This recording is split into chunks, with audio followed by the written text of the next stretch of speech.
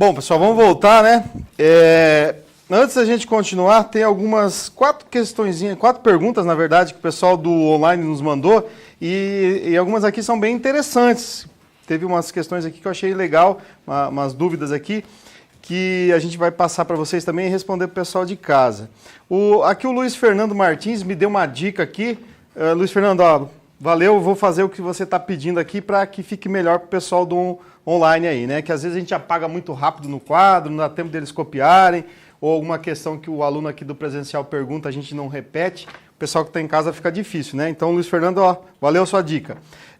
O Bruno Vieira aqui, ó, e tá longe o Bruno Vieira, está em Quixadá, no Ceará. Tá longe, hein? Um abraço para você aí, Bruno. Ó. Ele pergunta assim, ó, software livre é mesmo que software aberto e o seu objetivo é popularizar o uso do computador, promovendo a inclusão digital? Perfeito. A ideia do software livre, lá quando começou lá com o Linus Torvalds, era justamente essa, todo mundo ter acesso ao sistema operacional que até então tinha que ser comprado, até hoje, né? O Windows tem que ser comprado, pago. A ideia principal aqui é que todo mundo tenha um sistema operacional e possa usar o seu computador sem precisar pagar. E isso é inclusão digital, sim. Tá? O Fábio Pedra, que é de Canoas, no Rio Grande do Sul. Fábio, essa pergunta sua aqui, ó, eu vou responder ela depois. Vou montar aqui uma resposta bacana para você por dois motivos. Porque a questão é muito longa, daí a gente vai atrapalhar um pouco a aula aqui. E segundo, que ela é uma de múltipla escolha. E você aqui, não sei se na hora que você digitou, na hora que o pessoal imprimiu para mim ali, misturou tudo. Então eu não sei onde começa a letra A, não sei onde começa a letra B aqui. Eu vou ter que procurar essa questão na internet e ver qual que é cada opção, e aí eu respondo para você lá no nosso chat lá, tá? Agora o Bruno Vieira fez uma pergunta aqui que é o seguinte, ó. Para que um programa possa ser executado em um computador, é necessário que um HD seja instalado nessa máquina? Bom, aqui tem que tomar um cuidado, ó. Eu consigo usar um sistema operacional sem que eu tenha um computador? Eu consigo, é possível fazer isso. Porque é o seguinte, ó. Eu tenho um servidor aqui, ó. Geralmente as faculdades usam isso aqui.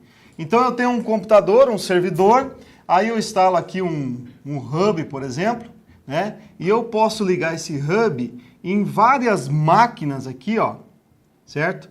Essas máquinas vão ter teclado, monitor, mouse, mas elas não são computadores. Elas são chamadas, por exemplo, de Team Client ou terminal burro, tá? Por quê? Elas acessam o sistema operacional do servidor. Então essa máquina aqui não tem HD, certo? Então o que vai acontecer? Cada usuário vai acessar uma parte aqui no HD, no servidor, onde ele vai salvar os seus arquivos, onde ele vai acessar o sistema operacional, mas não é essa máquina. Só que isso aqui é o seguinte, não é um computador. O próprio nome já diz, é uma máquina, um Team Client. Agora, a sua pergunta aqui, se um computador é necessário um HD, aí sim. Não há possibilidade de um computador acessar o sistema operacional sem o HD, né? Isso que verifica o boot. E aí você pergunta aqui para mim se vai ter uma revisão para a PM do Ceará, né? Eu não sei te dizer isso. Então, se você mandar um e-mail lá para o nosso pessoal do online, eles vão te responder isso para você, tá? E o Roberto Lima, pessoal, essa pergunta dele aqui é interessante, ó. O Wi-Fi é um dispositivo de entrada e saída? E ele disse que caiu numa prova. Ele tem essa questão lá. O que vocês acham aqui? Wi-Fi. Hã? Exato, porque olha só, eu tenho aqui um modem, né? ADSL, certo? Chega a informação aqui, aí eu tenho um notebook aqui, nós estamos acessando aqui a rede sem fio, certo? Wireless. Esse equipamento aqui, ó, mandando os pacotinhos pela wireless é de entrada e saída? Sim. Tá? Gabarito correto essa questão. Aí para o Roberto Lima dos Santos, ele não colocou aqui de onde ele é, tá? Então esse pessoal que mandou as questões aqui, um abraço. O Fábio, eu vou responder para você aqui assim que eu desmembrar essa questão, tá, Fábio? Vamos lá. Pessoal, voltando aqui a nossa aula.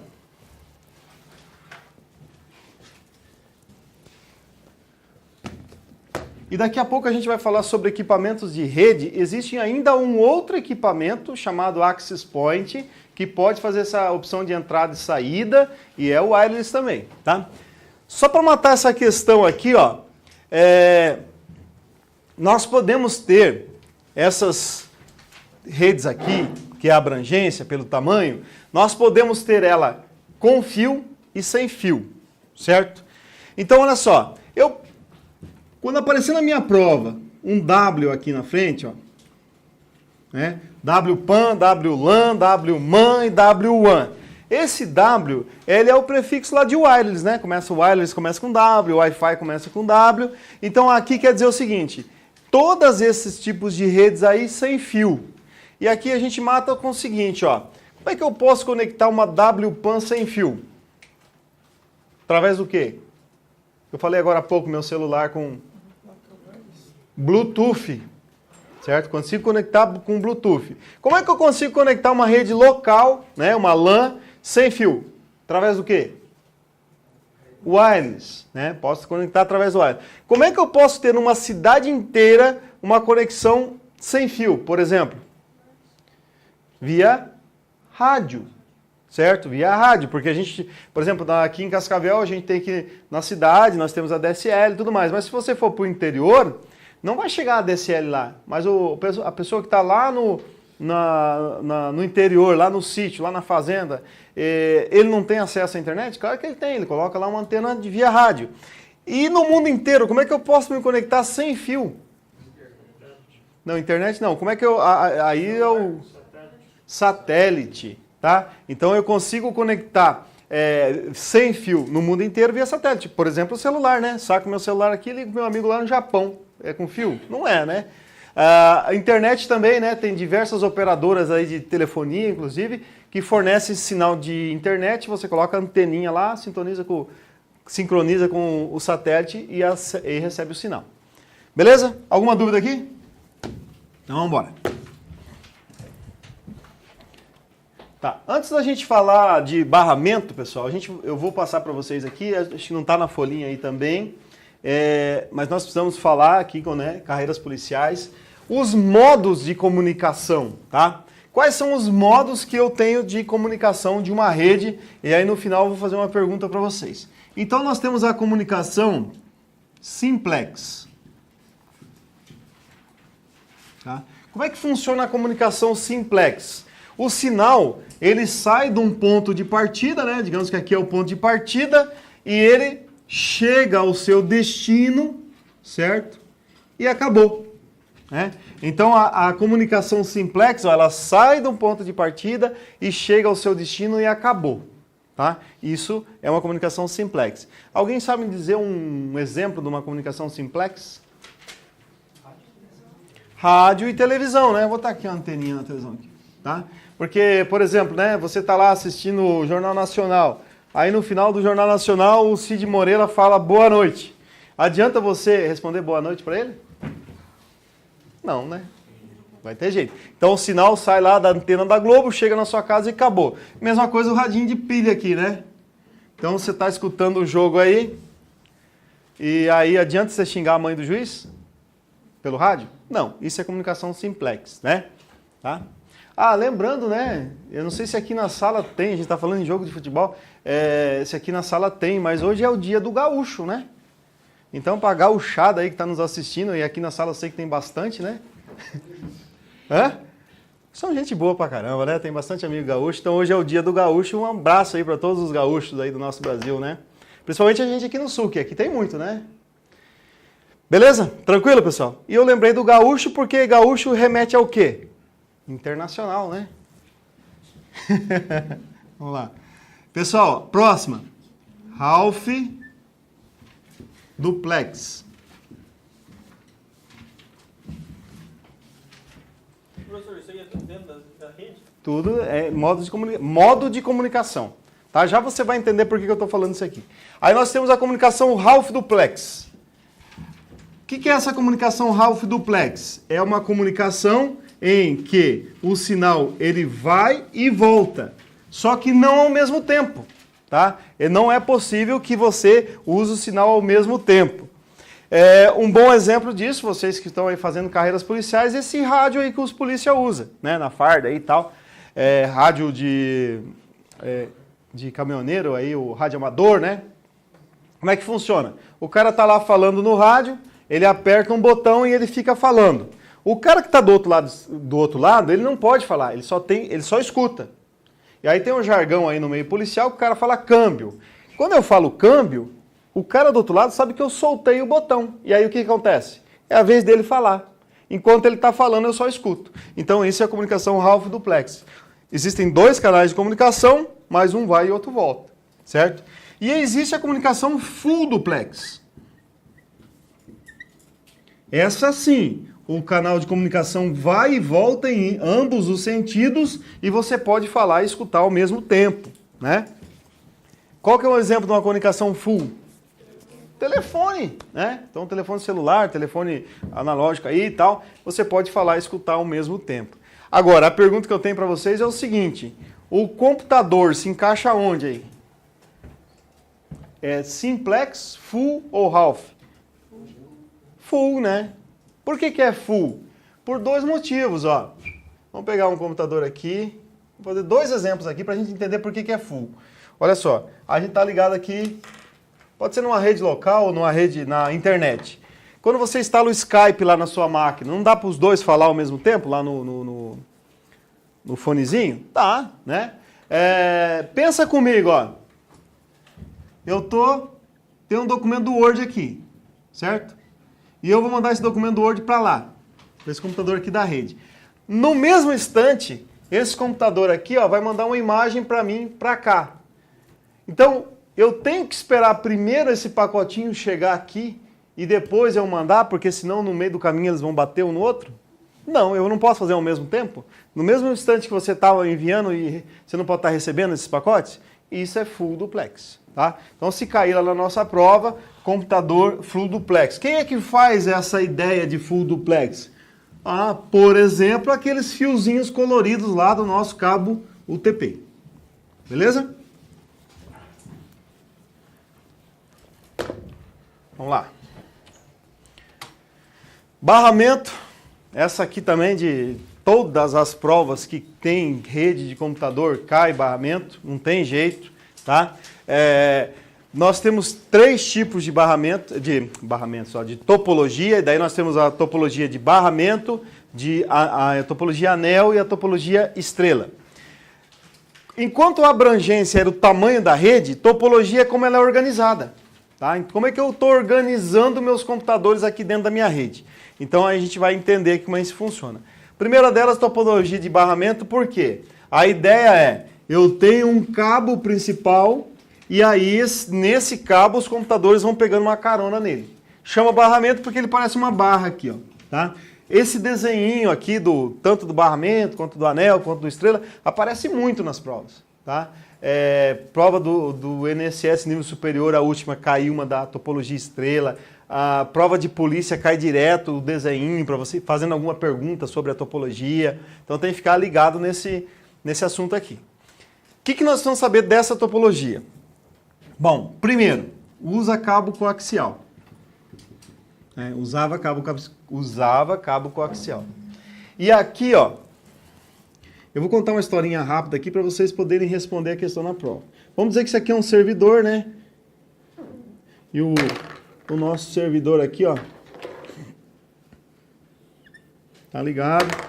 Esse cabo, essa topologia de barramento, esse cabo coaxial, pessoal, ele tinha um conector aqui, ó, tipo um T, para ligar as máquinas. E aqui no final do fio, ó, eu precisava ter um terminalzinho aqui, como se eu estivesse fechando esse fio aqui, senão a rede não funcionava. Então cada computador tinha um terminalzinho e daí ligado na placa de rede, tá? E aí assim, ó, como é que funcionava isso aqui? Digamos que isso aqui fosse um supermercado, né? E algum cliente chegava nesse caixa aqui do mercado e pegasse e fosse passar algum produto. Então ia ter um código de barra aqui e ia ler o código de barra. Então o que ia acontecer, ó? Esse computador ia perguntar pro servidor o preço daquele produto. Por que ia perguntar para o servidor? Porque lá tinha um software específico instalado. Que software é esse? Que eu falei agora há pouco. Não é sistema operacional. Qual o software que está instalado aqui que vai estar mandando a resposta, por exemplo, quanto custa lá 1 quilo de arroz aqui, ó. 1 quilo de arroz aqui, ó. Não, um software aplicativo. Tem um software aplicativo no supermercado instalado no servidor que vai gerenciar o quê? Clientes, fornecedores, produto, valor dos produtos e assim por diante. Então, olha só, esse caixa aqui não tem um programa instalado nele, o programa está instalado no servidor. Então, quando o cliente passar aqui o produto, é o servidor que vai fazer isso. Então, como é que funcionava aqui, ó? Ele vinha aqui e perguntava para esse computador, quanto custa 1 quilo de arroz? Esse computador falava, não sei. Quanto custa 1 quilo de arroz? Não sei. Não sei. Aí aqui, ó, como tinha o software aplicativo instalado aqui, aí ele ia dar uma resposta. Quanto é que custa 1 quilo de arroz? Questão de prova. Não estamos fazendo prova de... Quanto custa, pessoal, 1 quilo de arroz? Ninguém sabe, né? Vamos botar lá, custa 5 pila. Quanto? 5 pila, vai. Arroz é bom. Tá? Então, ó, o servidor vai responder lá pro caixa lá quanto é que custa. Então ele ia responder assim, ó, 5 reais. Esse computador ia falar, não é para mim. 5 pila, não é para mim. 5 reais, não é para mim. E assim por diante, até que chegava aqui, ó, esse computador falava assim, é para mim. Parecia 5 reais aqui na tela. É claro que isso aqui era um processo muitíssimo rápido, né? Mas era desse jeito, pessoal. A informação, ela saía de máquina em máquina, vendo se a informação era para aquele computador ou não. Tá? A gente contou uma historinha aqui bem simples, né? Bem simplória, mas era assim. E isso, claro, rápido. Então, ó, qual era o problema aqui? Ó? O problema era que se esse computador aqui tivesse um problema aqui no cabo da rede, tivesse quebrado, desconectado, vinha todas essas perguntas aí, né? Quanto custa, quanto custa, quanto custa, quanto custa. Quando chegava aqui, ó, ao invés de ignorar o problema, parava. Por quê? Porque essa máquina aqui não respondia, não ia para frente. Agora vocês imaginam o desespero do cara da informática, numa véspera de Natal, por exemplo, parava esse caixa aqui, ó. Então, esses 3 aqui estariam funcionando, mas daqui para cá nada funcionaria. Tá? Então, ó, pergunta das provas. Na topologia de barramento, um defeito em um dos computadores da rede pode parar toda a rede. Tá? Essa foi a pergunta que caiu na prova, se não me engano, do INSS. Tá? Então, um defeito em um dos computadores com topologia de barramento pode parar toda a rede. Por que pode parar toda a rede? Porque você já imaginou se o problema fosse aqui, ó? Olha só. O problema é bem nesse. Tá? O último aqui perto do servidor. Então, dele para lá nada funciona. E ele também não, né? Porque ele está com problema. Tá? Beleza? E além de usar o cabo coaxial e assim por diante. Esse tipo de topologia não é mais usado, né? Só serve para derrubar candidato em prova. Tá? Beleza? Alguma pergunta aqui, pessoal? Vamos lá. Aí veio a topologia anel. Tem esse nome porque está bem claro, né? Parece redondinho aí que nem um anel. Para a época, isso aqui já trouxe uma grande evolução nas redes em relação à topologia de barramento, sabe? Mas ainda tinha muitos problemas, né? Porque, ó, digamos que o servidor está aqui, ó. Se esse computador aqui perguntasse quanto é um quilo de arroz, essa informação tanto poderia vir por aqui, quanto ela poderia ir por aqui, e na hora de responder o servidor poderia responder por aqui, quando ele poderia responder por aqui. Então, se tivesse um problema na rede aqui, ó, se tanto a pergunta quanto a resposta fosse por esse lado, ia fluir normal. Certo? Mas se eu perguntasse por esse lado e o servidor respondesse por esse, já dava pau. Tá? Então, na topologia anel, um defeito em um dos computadores da rede pode parar a rede toda também. Tá? Usava cabo coaxial também e hoje não se usa mais essa topologia de anel. Não. Às vezes chega a informação. Tá. A tua pergunta é, quando eu... Você está falando pode, então não dá uma... Não é certeza que para tudo, porque lembra aqui dessa aqui, ó. Então a tua pergunta é, em relação a eu falar pode parar toda a rede, né? Não é uma obrigatoriedade, ó. Porque, ó,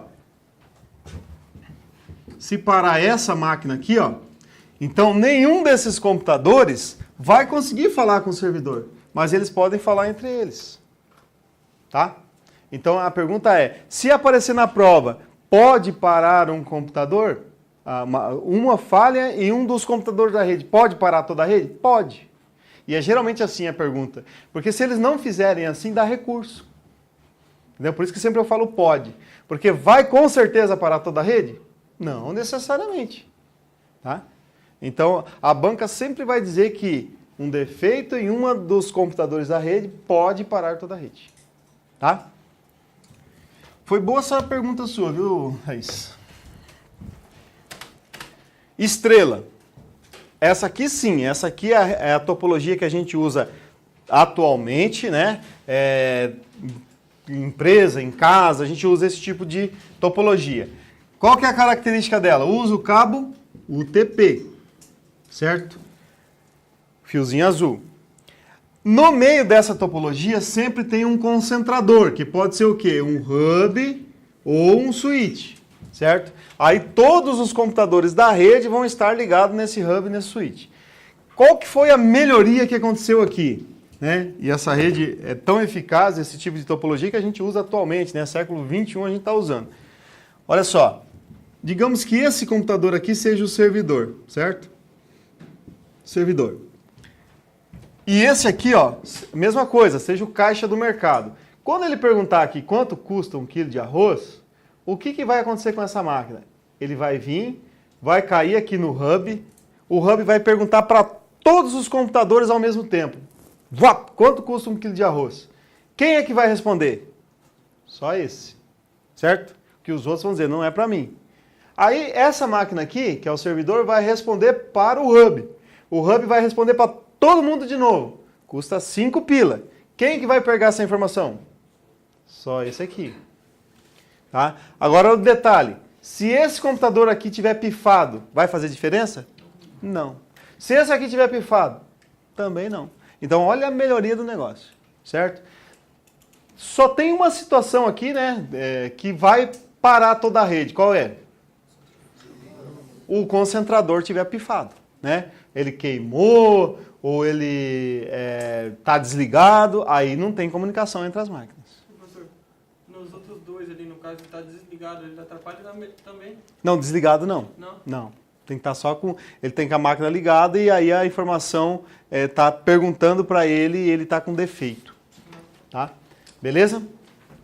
Aqui, pessoal, ó, o que acontece? Ó, esse hub, ele faz isso que a gente falou, né? Joga a informação para todo mundo, por quê? Porque o hub é um equipamento muito simples.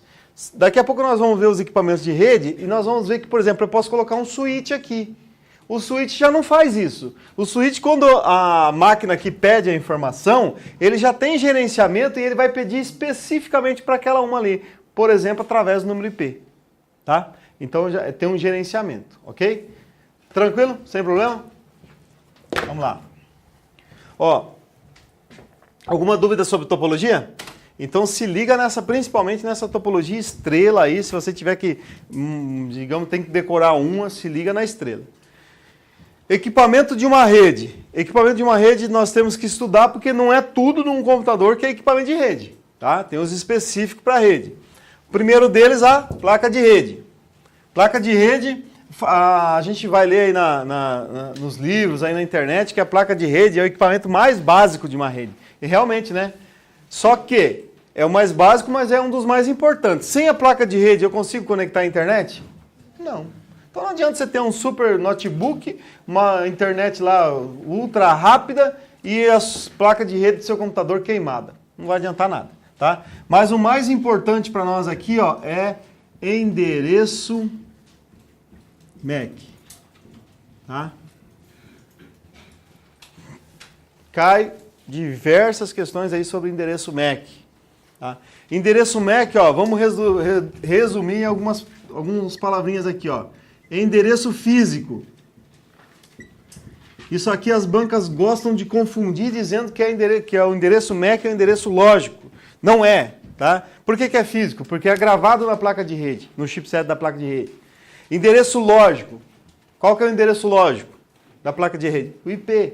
Por que é lógico? Porque você vai lá e coloca no sistema e não no equipamento. Tá? No endereço MAC é o número hexadecimal. Certo? E ele é único e exclusivo da placa de rede. Tá? Por que único e exclusivo? Exclusivo da placa de rede e único porque não tem duas placas de rede no mundo com o mesmo número, com o mesmo endereço MAC. Tá? Então, se você comprar um computador aqui em Cascavel, a placa de rede vai ter o endereço MAC. Se comprar um lá no Japão, vai ter um endereço MAC diferente. Para que serve isso, pessoal? Endereço MAC, número IP. Domingo, eu sei que vocês estudam pra caramba, mas de vez em quando também tem que assistir jornal, comprar um jornal, né? E na internet ler as informações. Por quê? Tem provas aí que vêm atualidades, não tem? Então tem que assistir também. Não vou mais, só vou estudar. Não. Domingo no Fantástico apareceu uma reportagem que existem no mundo os caçadores de pedófilos. Alguém assistiu essa reportagem ou não? Vocês viram lá como é que os caras fazem? Eles têm os americanos, tem no mundo inteiro isso, mas os americanos, os policiais brasileiros foram lá nos Estados Unidos, aprenderam a manusear os equipamentos, trouxeram os equipamentos para o Brasil, e em tempo real, pisca lá na tela todos os computadores que estão acessando, ou baixando, ou fazendo o upload de fotos, filmes de pornografia infantil. Vocês viram lá? Pipocava na tela do cara lá.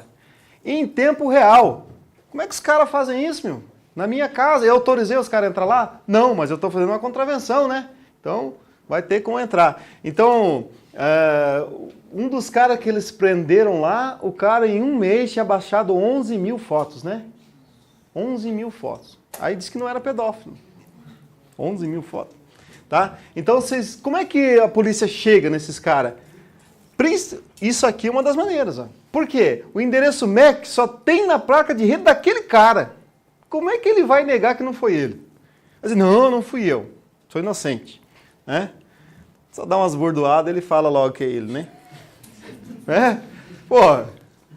Tá? Então, e vocês viram que essa tecnologia ela é importante, mas por outro lado a gente vê que a gente não está assim tão...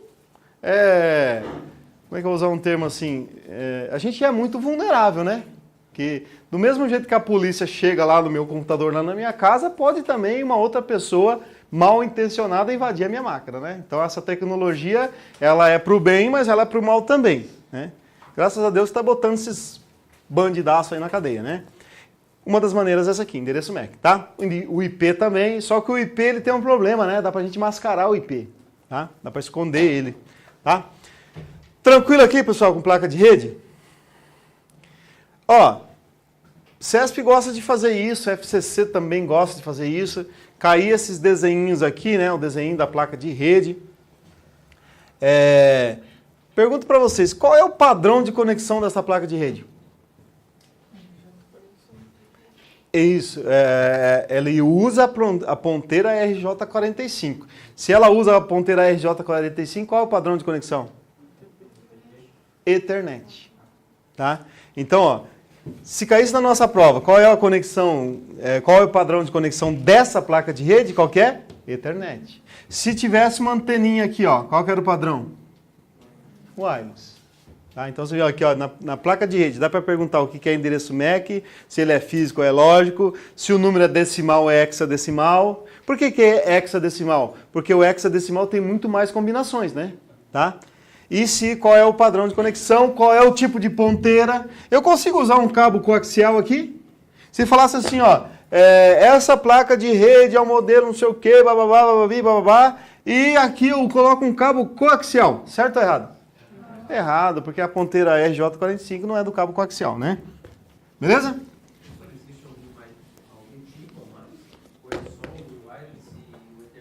Só o padrão é Ethernet e Wireless. Isso. Porque é com fio e sem fio. Fechou. O hub, né? O hub ele é um equipamento simples, mas ele tem é um equipamento de rede. Uma outra informação importante, pessoal. todos os equipamentos de rede são chamados de nó da rede. Tá? Então a placa de rede é um nó da rede. O hub é o nó da rede. Então quando se falar em nó da rede, você já pensa assim, ele está querendo falar de um equipamento da rede, tá? Exclusivo para uso em rede. Aqui, ó, o nosso hub, ele tem um nome de nó concentrador. Por que tem esse nome? Porque é aquilo que a gente falou agora há pouco, ele concentra tudo nele e distribui os dados, né? Concentra os dados e distribui os dados. Tem que passar por ele, não tem como ser direto, tá? Só que ele tem a característica de ser muito simples, aí ele manda para todo mundo, quem é dono da informação pega e os outros descartam. Beleza? O hub, ele tem essas entradinhas aqui atrás, né? Que podem, no caso, esse aqui tem 8, mas tem hubs maiores, né? Ou eu posso cascatear, né? Colocar um hub no outro, não tem problema nenhum. Pergunto para vocês, que topologia usa esse hub aí? Estrela. Qual é o padrão de conexão dele? Ethernet. Qual o tipo de ponteira que eu uso no hub? RJ45. Então, ó, só num equipamentozinho desse aí eu posso perguntar por que ele é nó concentrador, qual o tipo de conexão, qual o padrão de conexão, que ponteira que usa, que topologia que usa, certo? E se ele estiver desligado, vai afetar a rede. Se ele não tiver, se um dos hosts da rede tiver estragado, vai afetar a comunicação de toda a rede? Não. Tá? Então dá para fazer um monte de pergunta aqui em cima do hub. Beleza? Vamos lá. O switch, né? O switch também é um equipamento da rede, um nó da rede. O switch é um nó concentrador? Sim. As informações também concentram nele. Só que o switch ele é diferente do hub porque ele já é um equipamento muito mais robusto, né? Ele tem gerenciamento, existem switches que vêm software dentro dele, aí você conecta um computador nele e entra nele e faz toda a configuração da rede no próprio switch. Tem switches empilháveis, switches gerenciáveis, enquanto um hubzinho daquele custa uns 80 pila, né? Tem switches aí de 10, 15, 20 mil reais. Tá? Então, grandes empresas. Por que as empresas usam um equipamento tão caro? Porque ele gerencia colisão dos pacotes na rede. Quando a rede fica mais rápida, né? Porque quando eu mando uma informação para o switch e ele vai perguntar, né, para o servidor, por exemplo, quando a gente falou agora há pouco a determinada informação, ele já pergunta certo. Eu perguntei para o servidor, quando o servidor responder, ele já responde para aquela máquina. Por que ele faz isso? Porque quando eu conecto aqui os meus computadores, ó, eu digo para o switch, ó, esse computador aqui é o 92.168.0.10, esse aqui é o 192.168.0.11, esse aqui tem um determinado número MAC, esse aqui tem outro número MAC. Então, quando a informação cai aqui, ele já sabe que é para essa máquina. Não vai mandar para todo mundo. Então, aquela rede que estaria congestionada, né? Imagina 200 computadores, todo mundo recebendo informação, todo mundo respondendo. Aqui não, já fica muito mais rápido, tá? Pergunta que pode aparecer em prova. Qual que é a topologia que o switch usa? Qual é o padrão de conexão aqui? Ethernet. Qual a ponteira?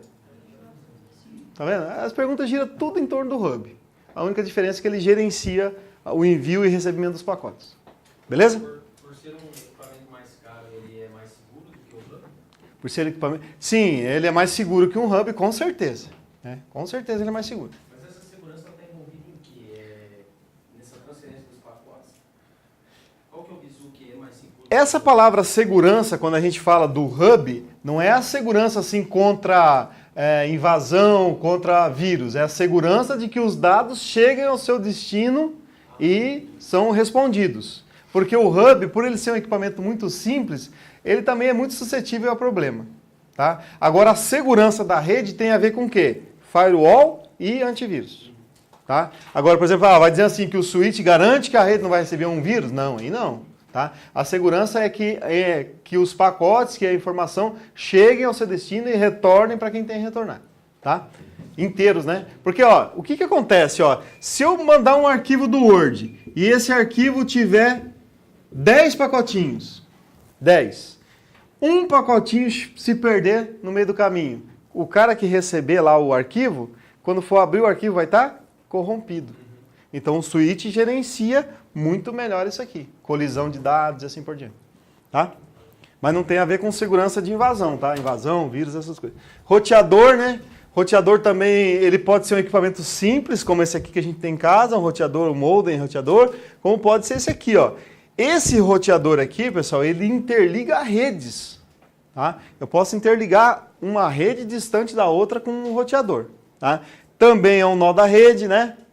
Ok? O roteador, ele também vai... Aqui o roteador, ele pode receber o fio fibra ótica ou o TP, tá? Não tem... Dá para ser os dois. Esse aqui também, esse aqui vai receber o padrão Ethernet, cabo UTP ou coaxial, né? Desculpa, coaxial não, cabo UTP ou par trançado, né? Aqui no nosso roteador. A palavra-chave aqui para roteador é escolhe a melhor rota, tá? Então o que o roteador faz? Se ele tiver numa rede local ou na rede mundial de computadores, ele tiver que enviar um pacote, né, alguns pacotes de um local para outro, então ele consegue visualizar nessa rede, aonde tem maior tráfego de dados, ele pode desviar e escolher uma rota que seja melhor para os pacotes dele trafegarem. Tá? Então, por que eu coloco só isso aqui?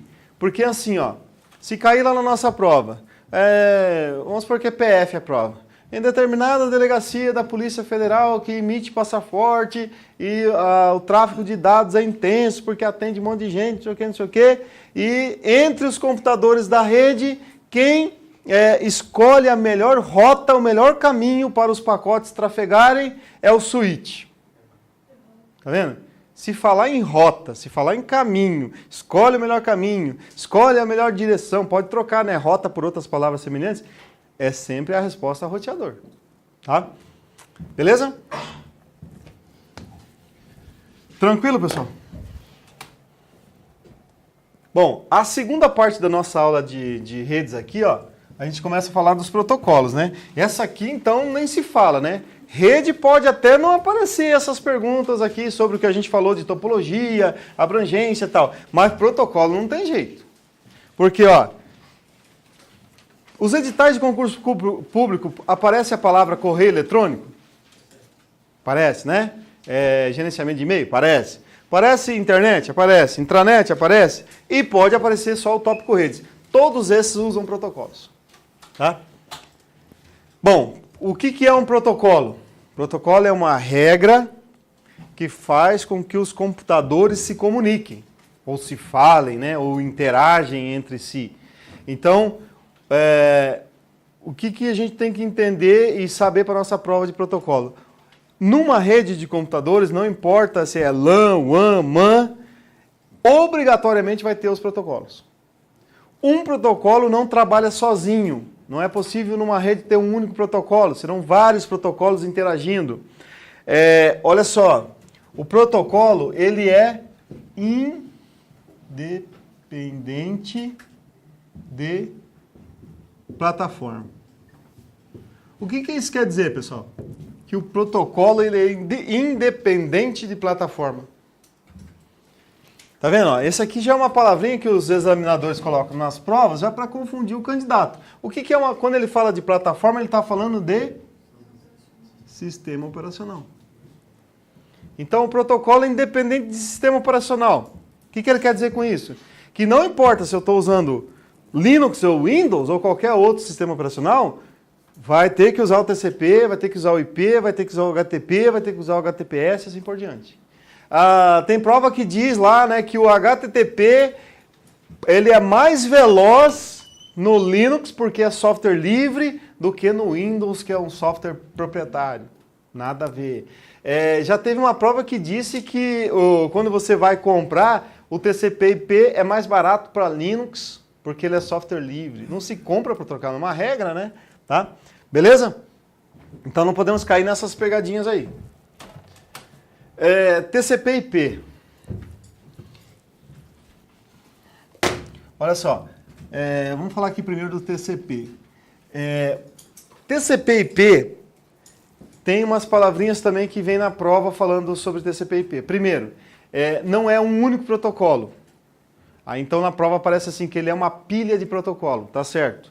Que ele é um conjunto de protocolo, que ele é uma família de protocolo. E principalmente que as redes são baseadas nos protocolos TCP/IP. Qual rede? Não importa. PAN, LAN, MAN, WAN, tá? Qualquer tipo de rede. Rede pequena, rede grande, elas são baseadas no protocolo TCP/IP, tá? Beleza? Bom, aí, ó, o que acontece aqui, ó?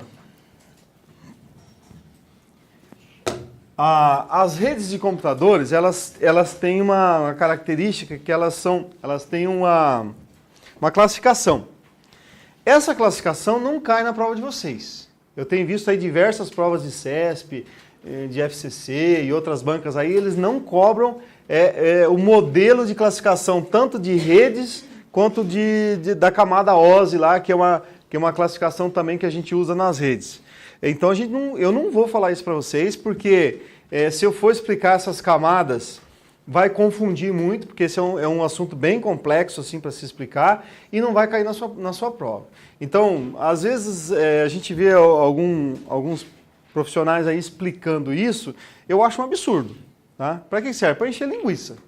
Tá? Aí eu jogo aqui as 7 camadas do modelo OSI. Para quê? Só cai para técnico de informática. Mesmo para a Polícia Federal, a PRF não cai.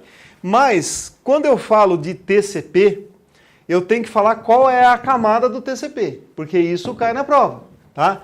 Então, a camada que o TCP está é a camada de transporte. Tá? E ainda tem um outro protocolo que é usado na camada de transporte, que é o UDP. E aí as bancas sempre tentam fazer uma confusãozinha entre os dois. Tá? Por que camada de transporte, pessoal? Olha só, lembra que a gente falou lá que sempre tem que estar repetindo isso aqui, porque em todos os assuntos aparece essa ideia aqui, ó. Eu tenho um documento do Word aqui, quando eu vou transferir de lá para cá, né, daqui para lá, como é que ele vai? Vai em forma de pacotinhos.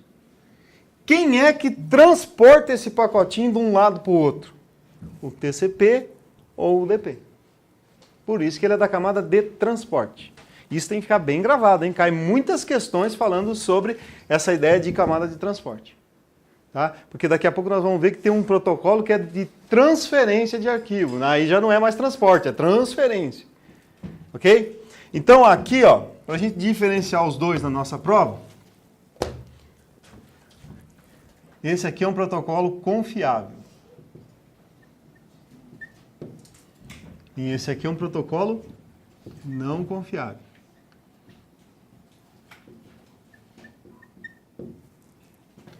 Tá? Esse aqui, ó, ele garante a entrega dos pacotes.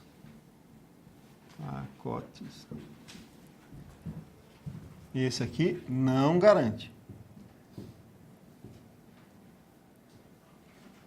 Tá? Não garante a entrega dos pacotes, tá? Vou escrever, né?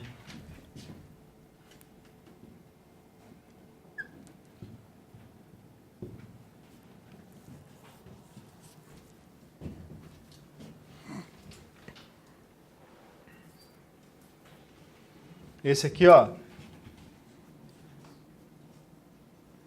ele faz o controle de fluxo. Tá? Esse aqui não faz. Tá? E qual que é, então, a vantagem de eu usar o UDP? Ele tem uma única vantagem. Vamos colocar de outra cor aqui, ó, para a gente diferenciar bem. Ele é mais rápido do que o TCP. Tá? Quando a gente só está aqui no pessoal do presencial, eu costumo fazer uma comparação aqui entre o TCP e o UDP, né? Só que com o pessoal do online lá assistindo, eu não vou fazer essa comparação, senão vai dar briga aí. Vão me trucidar aí, né? Mas tem uma comparaçãozinha bem boa aí, né? Pessoal, se esse assunto aqui, ó, TCP e UDP, do jeito que eu coloquei aqui, ó, se vocês forem procurar na internet, vocês não vão ver quase nada desse jeito, tá? vocês vão ver explicações bem mais complexas. Mas bem mais complexas mesmo, porque isso aqui, ó, para entender isso é bem difícil. Quando você começa a estudar redes mesmo, se você está fazendo curso de informática lá. Só que para a nossa prova, isso aqui é o que basta. Tá? Isso aqui é o jeito de você entender. Então vamos lá, ó. Por que ele é confiável? E o UDP não? Porque o TCP, se você mandar um pacote de um computador para outro, né? Então vamos dizer assim, ó, estou mandando esses pacotinhos daqui para lá. Só que no meio do caminho vai acontecer o seguinte, um pacotinho vai se perder. Isso aqui com o TCP, tá? O que o TCP faz? Ele não continua o download e o upload, ele para e te avisa que deu problema aqui, certo? Então, por exemplo, ó, eu estou mandando um arquivo do Word de uma máquina para outra. Por algum motivo, um pacotinho se perdeu. O TCP interrompe a transmissão e te avisa que deu problema na transmissão. E aí você, usuário, sabe, deu algum pau aí. Então eu tenho que rever o que eu estou fazendo. Ele garante a entrega dos pacotes, é isso aqui também. Ele garante a entrega, ele vai fazer o seguinte, se sair 10 pacotinhos daqui, ele vai entregar os 10. Ah, tá, mas e quando acontece esse problema aqui? Não é problema do TCP, não é ele que causa isso. Por que um pacote desse aqui pode se perder? Vários motivos. A sua rede está com problema, a ponteira lá, RJ45, está mal conectada. Então isso pode interferir na entrega dos pacotes. Pode ter vírus na sua rede, que o sniffer, por exemplo, que pode mexer aqui com os pacotes. Você, usuário, na hora de mandar, né, não mandou corretamente. Como é que eu posso, usuário, não mandar corretamente? Simples, às vezes você manda transferir um arquivo de uma pendrive e antes dele terminar, o que você faz? Arranca a pendrive. Né? Corre o risco de perder tudo que tem na pendrive, queimar a pendrive e o pacotinho não ir completo. Pode acontecer, tá?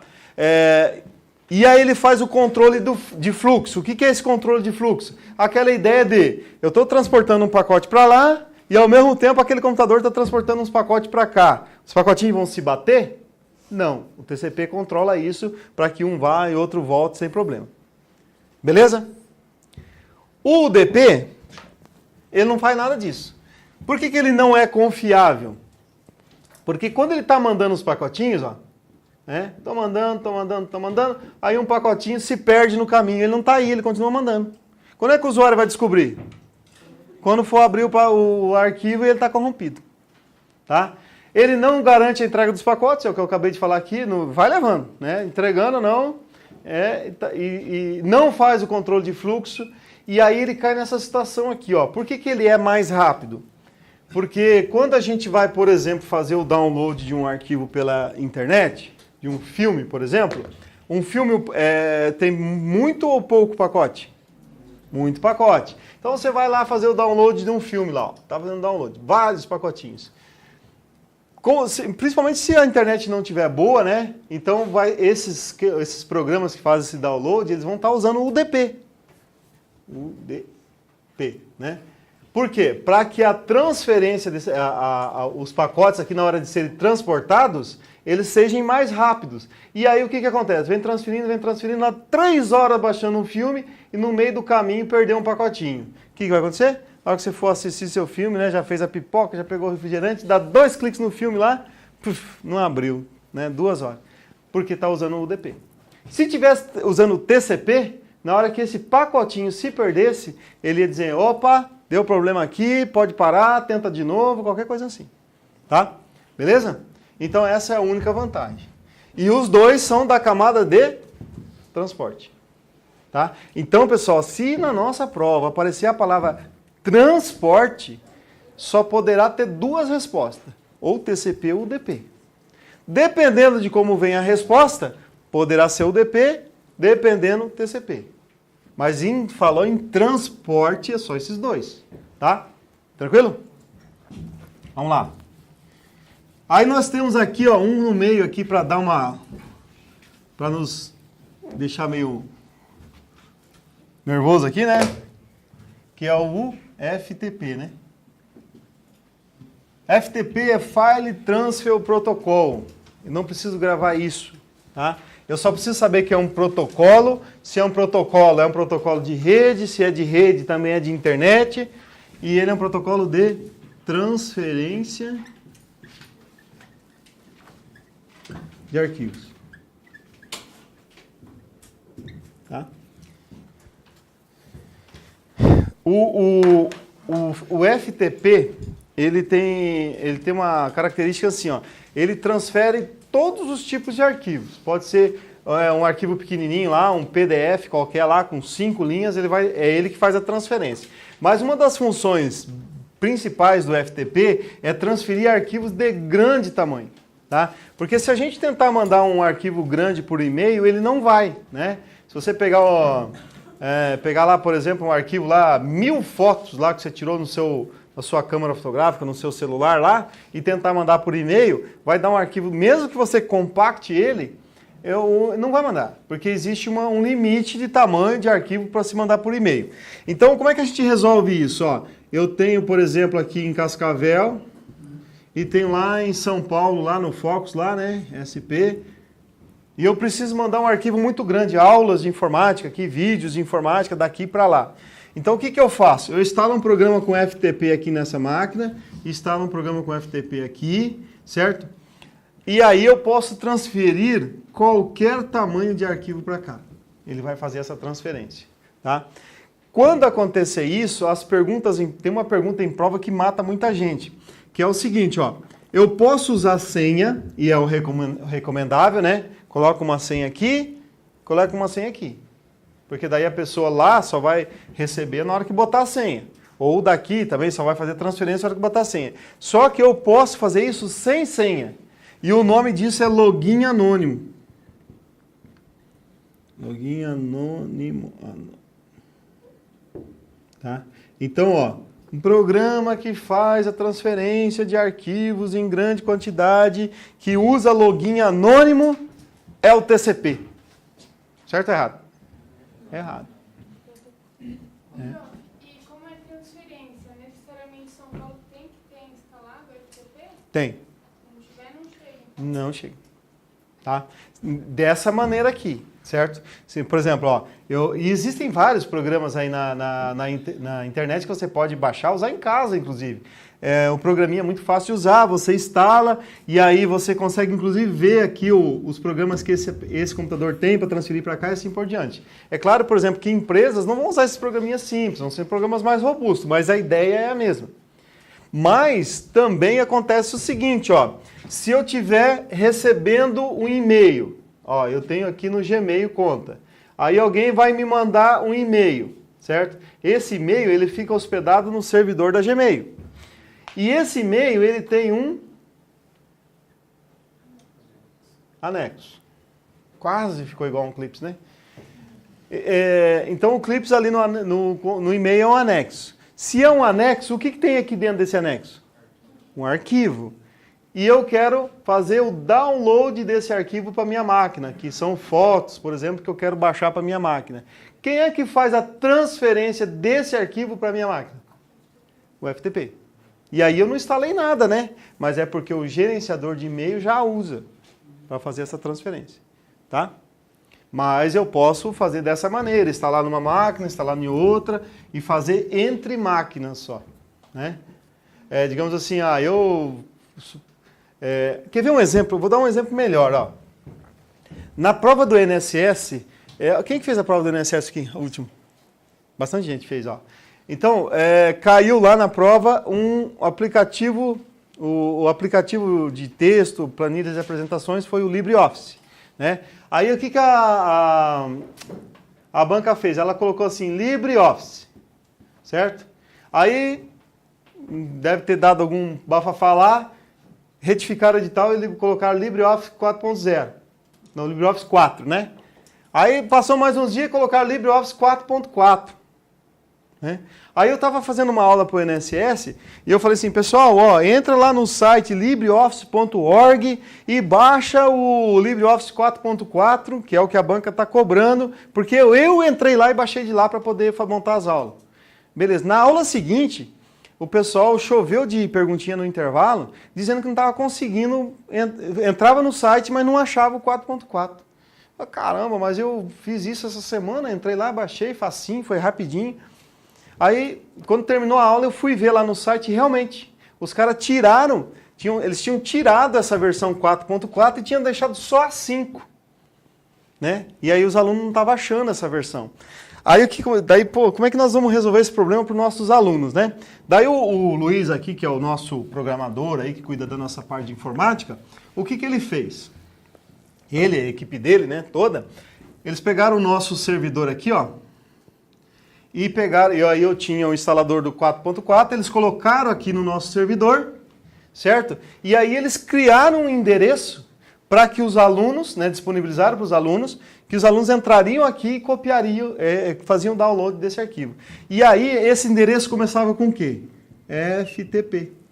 FTP, / o endereço do servidor aqui do Fox, que poderia ser o número do IP, né? Vamos supor que fosse 162.168.0.100, /informática, arquivo, né? /LibreOffice 4.4. Então, o que o aluno fazia? A gente passou esse endereço, o aluno digitava isso no navegador dele. Quando ele digitava isso, o que acontecia? O navegador dele direcionava aqui para o nosso servidor exatamente onde estava o arquivo do LibreOffice, o instalador. Só que com que detalhe? Era login anônimo ou não? Não. Nós fornecemos uma senha para que o aluno pudesse entrar aqui. Se fosse login anônimo, qualquer pessoa que digitasse isso aqui ia entrar no nosso servidor e pegar. Entendeu? Então, ó, quem é que fez a transferência do arquivo do LibreOffice, né? Qual protocolo fez a transferência do arquivo do LibreOffice para a casa do aluno? FTP. Tranquilo? Então pode ser usado de diversas maneiras esse FTP. Computador com computador, o e-mail, dessa maneira aqui, tá? Beleza? Alguma dúvida aqui, pessoal, sobre FTP? Opa! Aquele programa torrent pode esse... Não, o torrent ele não usa esse protocolo, tá?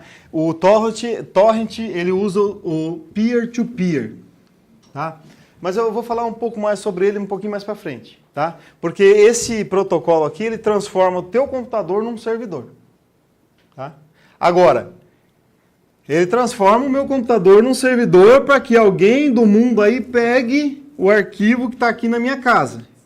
Agora, quem é que faz a transferência desse arquivo para a casa do camarada lá? FTP. Tá? A conexão é via P2P. A transferência do arquivo é FTP. Quem faz o transporte desse arquivo para a casa do cara lá? O TCP ou o UDP, né? Nesse caso aqui provavelmente vai ser o UDP. Tá? Por isso que eu falei agora há pouco ali que nunca um protocolo trabalha sozinho. Sempre vai estar em conjunto. Tá? Vamos lá. Aí o outro que cai em prova aqui, ó, os outros, né, que tem vários aí, é o HTTP. HTTP, ó, protocolo de hipertexto. E essa informação aqui, ó, é para não errar nenhuma questão em prova, ó. Isso aqui, sabe aqueles termozinhos que não são técnicos, né? E na sua prova você vai lembrar e não vai errar, ó. Sempre relacionado com página web. Caiu lá na prova, fazendo uma pergunta que você não entendeu nada. Mas ele fala assim, que é o protocolo que faz a transferência de um site para a tela do teu computador. Aí você fala assim, tá, mas peraí, o professor falou que transferência de arquivos é o FTP. Agora, eu falei que ele fez a transferência de um arquivo? Não, eu falei que ele fez a transferência de um site. Um site o que é? Uma página web. Ah, então a resposta só vai poder ser HTTP. Tá? Hipertexto é como as páginas web se relacionam, né? Então, ó, quando eu tenho uma página web aqui, ó, por trás dela eu tenho o hipertexto, né? Aquela linguagem própria da página. Nesse hipertexto eu posso ter texto, né? O texto realmente, eu posso ter imagem, eu posso ter som, eu posso ter vídeo. Essas coisas aqui no hipertexto se chama hipermídia, certo? Quando eu clico numa hipermídia dessa, por exemplo, aqui numa imagem qualquer, o que vai acontecer? Eu clico aqui que é uma notícia, essa notícia não vai ser aberta nessa página. Ela vai ser aberta em outra página em cima dessa e a gente não vai perceber isso, né? Aqui eu vou colocar do lado para a gente poder entender, né? E aí o que vai acontecer? Ó, vai ter uma ligação entre as duas. Essa ligação se chama... Como? Hiperlink. Hiperlink. Então, ó, o hiperlink liga páginas web. Aí eu cliquei aqui numa outra notícia. Vai ter um hiperlink que vai abrir uma outra página em cima dessas duas, certo? Que você não vai perceber isso, que vai estar uma em cima da outra, e aí vai ter essa ligação, um hiperlink. Isso aqui, sabe como a gente percebe isso? Que tem uma página em cima da outra? Quando você manda o seu navegador voltar aqui, ó. O que vai acontecer se eu começar a voltar? Ele vai voltar para essa, depois vai voltar para essa, né? Você, ó, tá, mas eu não tô nessa aqui, as outras não se apagaram? Não, tá uma em cima da outra. Tá?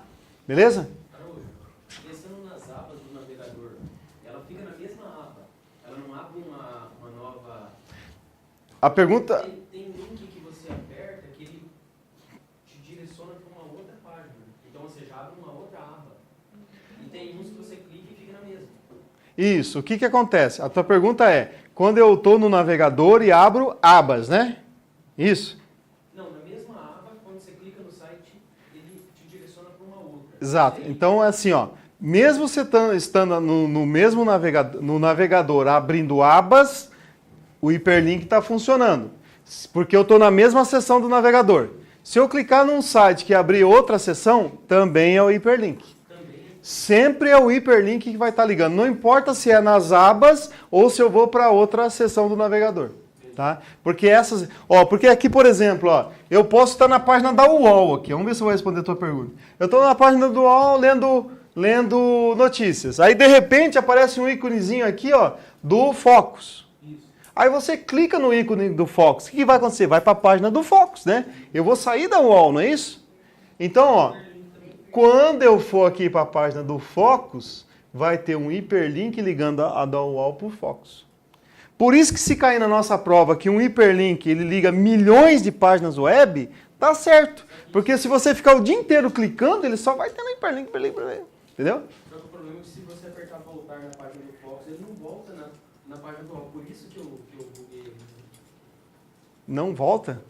Ele fala que foi aberto toda a janela. Ah, sim, foi exatamente. Mas para ir para a página do Focus, tem que ter um hiperlink. Sabe por quê? Ó, o hiperlink, pessoal, é a mesma ideia de você pode digitar um texto do Word, e nesse texto do Word você escrever a palavra Focus, e aí quando eu clicar na palavra Focus abrir uma página web, tá? O que eu fiz aqui, nesse texto que está lá, né, nessa palavra que está lá no Word? Eu criei um hiperlink para que quando eu clicasse no Focus, abrisse a página do Focus. Eu fiz uma ligação entre aquilo ali. O hiperlink nada mais é do que uma ligação, né? Entre páginas web, tá? Beleza aqui com HTTP? Aí a variação qual que é? HTTPS, né? HTTPS é a mesma coisa, hipertexto, sempre relacionado com página web, mas aqui tem um S de segurança. Né? Só que assim, né, pessoal, a gente tem que saber, para vocês da mais de carreira policial, que esse S é outro protocolo. Qual? SSL, tá? Que vai me garantir o quê? Segurança. Quando eu falar em HTTPS, eu também tenho que lembrar dessa palavra aqui, ó, criptografia. Tá? Porque as bancas gostam de falar, dar essas inovadas, né? Dizer assim, qual é o protocolo que faz a transferência de hipertexto para a tela do seu computador com criptografia? HTTPS. Por quê? Falei em página web, falei em criptografia, só pode ser HTTPS. Tá? Ó, e uma dicasinha para vocês aí, ó. Existem diversos protocolos que estão relacionados com segurança, com criptografia. Não é só esse. Nós vamos ver, não sei se hoje vai dar tempo da gente ver todos, mas a gente vai ver outros. Para eu saber qual é com criptografia e qual não é, qual que tem segurança e qual que não tem, ele sempre vai ter o Szinho. Tá? Beleza? Apareceu o Szinho no meio do protocolo, e você tiver na dúvida, precisa chutar a questão, é o protocolo seguro. Tá? Beleza? Agora, essa segurança, essa criptografia me garante que eu não vou pegar vírus, por exemplo, nessa página? De jeito nenhum, né? Tá? Aqui, ó, eu vou colocar certificados de segurança no meu site, né? Que daí tem relação com o que eu falei lá do horário do sistema operacional e tal, tá? Beleza? Quer ver, ó, isso aqui, ó, dá uma explicação bem legal com aquele negócio do e-mail lá que eu falei, ó. Olha só, eu tô aqui na minha casa, né? Acesso o Firefox porque eu quero acessar o Gmail, certo? Quem é que vai trazer a página do Gmail aqui para a tela do meu computador? Porque, ó, no caso do Gmail especificamente aqui, ou de qualquer outro site, né? Não é especificamente do Gmail, qualquer outro site. Quando eu acessar o Gmail, vai vir o site todo aqui para minha casa? Não, vai vir só uma imagem do site, né? Não tem como, meu computador não vai suportar isso aqui, deve ter uma capacidade de informação aí tremenda. Então, ó, quem que vai trazer essa imagem do Gmail para a tela do meu computador? No caso do e-mail, HTTPS. Tá? Os e-mails aí padrão, aí, os mais importantes aí, com certeza vão estar usando o HTTPS para dar segurança para o usuário. Por que vai ser HTTPS no e-mail? Porque, ó, o que a criptografia faz? Ela transforma um dado legível em ilegível. Então, se alguém interceptar aqui meu e-mail, não vai entender nada, porque ele está criptografado. Por isso que ele usa o HTTPS, certo? Tá, aí esse e-mail, ele veio com um anexo, certo? Aí eu quero fazer o download desse anexo aqui para minha casa. Quem é que faz a transferência desse arquivo? FTP, certo? Mas eu preciso de um caminhãozinho para transportar os pacotes. Quem vai transportar? TCP. Então, ó, tem outros protocolos envolvidos aqui, ó, mas no nosso exemplo, vocês percebem que para eu poder acessar meu e-mail e fazer o download do meu e-mail para minha casa, eu vou ter que usar 3 protocolos de cara. Beleza? Então nunca vai estar sozinho. Alguma dúvida aqui, pessoal, do HTTP e HTTPS? Tá. Aí, ó, nós temos 2 protocolos que aparecem em prova de polícia aí, que é o Telnet e o SSH. O que esses 2 protocolos fazem? Eles são protocolos de conexão remota. Certo? Os 2 fazem conexão remota. Conexão remota, né, aquele tipo de conexão que eu estou aqui, por exemplo, posso conectar um computador longe de mim, né, se é remoto é longe, e aí eu posso fazer diversas coisas com essa conexão. Por exemplo, posso fazer manutenção da máquina, posso instalar programas, posso desligar o computador, né? Mas o que eu não posso fazer, por exemplo? Ligar o computador, né? Para ter a conexão remota, os 2 têm que estar sincronizados. Aí e esses 2 protocolos, pessoal, faz isso. O Telnet faz conexão remota e SSH faz conexão remota. Agora eu vou fazer uma pergunta difícil para vocês, tá? Que eu ainda não expliquei, mas é bem difícil. Bom, determinado usuário lá da Polícia Federal precisa fazer uma conexão remota para fazer uma manutenção de uma das máquinas do Departamento da Polícia Federal e ele vai usar um protocolo para fazer conexão remota. Só que ele precisa usar um protocolo, por ser arquivos da Polícia Federal, um protocolo com segurança, com criptografia. Por qual que ele vai optar? Tá vendo só a importância de saber? Que não sei qual dos... eu não expliquei para vocês, mas se eu tivesse que olhar para esses 2, qual que eu falei que vai ter a segurança? O que tem o S. Não importa se o S está para lá ou para cá, que nem aqui está no final, né? Mas o SSH é o protocolo seguro, o Telnet não. Tá? Então, muito provavelmente o cara vai escolher o SSH, né? Principalmente o pessoal que usa Linux aí para fazer conexão máquina com máquina, o SSH. Beleza? Então já tem que pegar esses macetinhos aí para não... Porque numa prova de CESP, né? Parece uma pergunta dessa aí com uns protocolos esquisitos e fala em criptografia, você precisa chutar a questão, se tiver o S, pode chutar esse seguro que você não vai errar de jeito nenhum. Beleza? Tranquilo, pessoal? Então vamos lá. Peguem a nossa folhinha aí, por favor, antes de eu explicar os outros protocolos, que eu queria fazer aquelas questõezinhas que estão ali no final com vocês, e daí se der tempo eu falo os outros, senão a gente fica para outra aula. Só que eu tô sem uma folha. Pode arrumar uma para mim? Uma folhinha? Tem alguma sobrando aí? Vamos responder elas, acho que são poucas, né? São 7 questões. E aí, respondendo, a gente faz, dando tempo, a gente faz mais protocolos, senão a gente deixa para a aula que vem. Olha só. Eu sei que é difícil, pessoal, mas vamos tentar não olhar para o gabarito, né? Que na prova, muito provavelmente não vai ter gabarito, né? Vamos lá. Número 1 aí. Embora apresentem abrangência ampla e sejam utilizados para interligar cidades distantes, as redes MAN, a Metropolitan Area Network, não utilizam tecnologia de transmissão sem fio. Certo ou errado? Aqui já está fácil, né? Porque apareceu uma negativa, né? O não ali já determina que a questão está 99%, ela está errada, né? Não podemos dizer 100% porque sempre dá um jeitinho ali, dá uma enganada no candidato, né? Mas, posso usar sem fio numa MAN? Posso, né? As redes de computadores que interligam dispositivos numa rede local sem fio é denominada tecnicamente por... Letra A, né? Então, Wi-Fi, tecnologia sem fio. 3.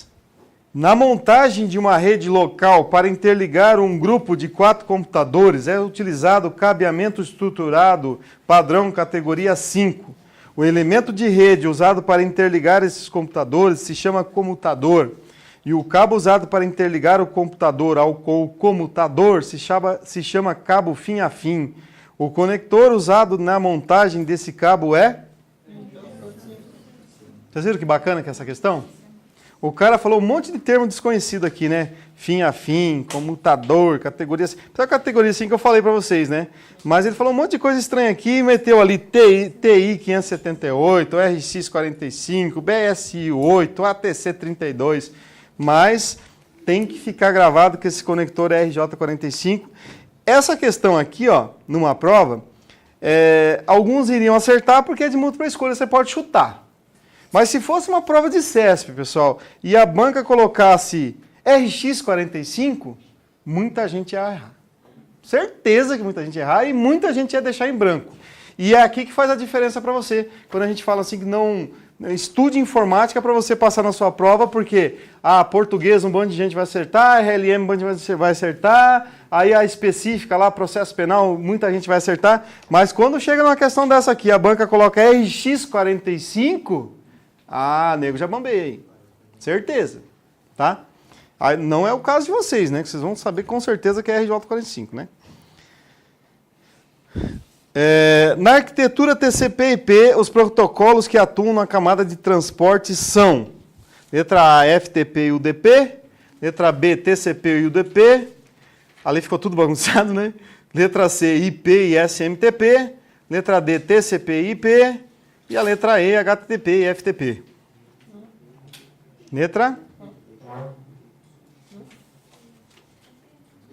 Letra B, né? Que está ali TCP e UDP. A principal família de protocolos que permite a operação de uma intranet ou internet é a do TCP/IP, né? Lembra que eu falei que é família, pilha, conjunto de protocolos? A banca pode colocar qualquer uma dessas palavras, mas sempre a resposta vai ser TCP/IP, né? Os protocolos, programas padronizados, utilizados para estabelecer comunicação entre computadores e demais dispositivos em rede, são específicos para cada sistema operacional. Errado, né? Ele é multiplataforma, né? E a última ali, quando um usuário utiliza um endereço com o prefixo HTTPS para acessar uma página na internet, tal como https.google.com.br, ele está... A letra A ali é compartilhando arquivos com outros usuários com o protocolo FTP. Letra B, criando um backup local para a página acessada.